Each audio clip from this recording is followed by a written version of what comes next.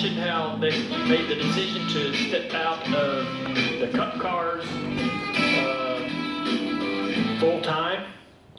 Is it something that, you know, I think I read in some articles where you said you spent quite a bit of time thinking about this. Really, I've been thinking about it for a long time. I've loved what I've done in Cup and to be part of it for so long and to have something to look forward to every single week. Like, I've enjoyed that side of it, to always have something to look forward to. And I still have a lot of that, you know, like I still look forward to going to these races every week. The problem that got me is two things. One is I've been, like, in my mind, like 100% about Cup cars and thinking about them and working with my team and thinking about the cars and the driving and just how to get better since I started. And I think that's how you have to be. The problem is the last 3 years, I haven't had the results, whether it was practice, whether it was qualifying, whether it was race, that I had the first 12 years of my career. So that got really difficult for me to just never really have that. And so actually towards the end of the Hendrick deal, I was thinking, man, like maybe it should be, you know, maybe I should do something different or slow down at this point too.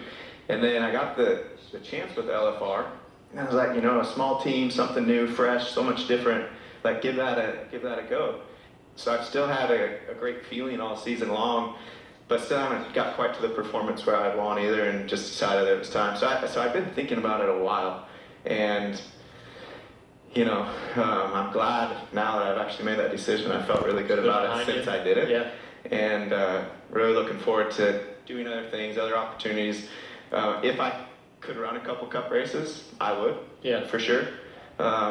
Xfinity races, like I would do a little bit for sure, but I just don't want to do much more than that. It was reported that SHR actually reached out to you, you know, right, for the 41 car or something. Is that true? Yeah, I mean, I had actually counting LFR, you know, 4 different opportunities of just talking. You know, there was no deals put on the table or anything like that, but just had talked to those groups, and I thought that was it's very cool, but I don't want to do it full time.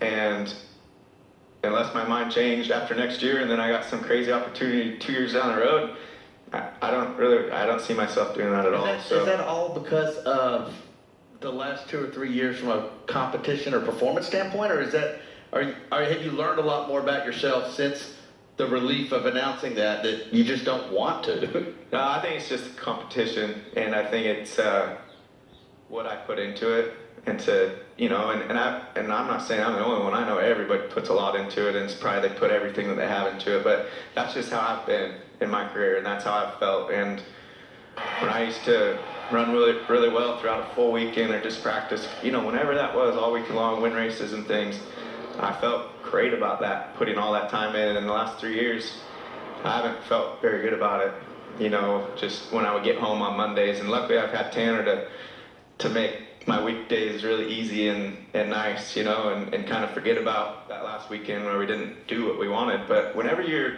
doing something different, you always have in the back of your mind, like, man, I got, you know, practice in 2 days, or I got an appearance in a day, or I have this. So you can never really just get away from it and just enjoy, whether you're out with friends, out with Tanner, on vacation, like you could never get away from it.